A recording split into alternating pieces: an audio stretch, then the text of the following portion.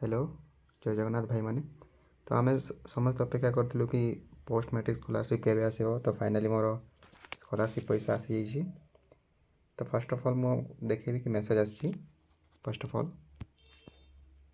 तो यहाँ जो message your bank account something तापर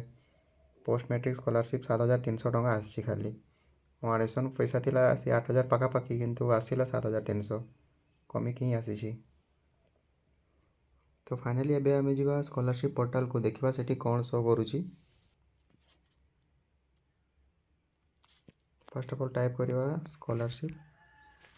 पोर्टल ओडिशा जोटा कि फर्स्ट ही अच्छी ये फर्स्ट टाक क्लिक करके लॉगिन पेज को जीवा जोटा स्टूडेंट लॉगिन लिखाई से तापर निजर आधार नंबर और पासवर्ड देकी एंटर करिवो जे भी देखा चाहो तापर जो कैप्चा टाइप अच्छे को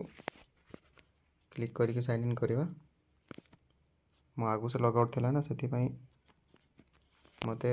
री एंटर करने को पड़ो।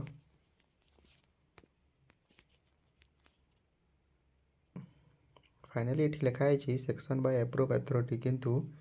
तमे व्यू स्टेटस ऊपर क्लिक करिवो तो देखिवो कि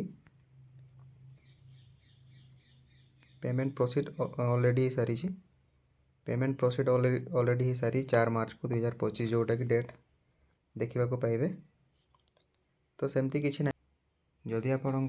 स्कॉलरशिप पैसा आप बैंक रे ट्रांसफर हो सारी तो ऑटोमेटिकली मेसेज आसो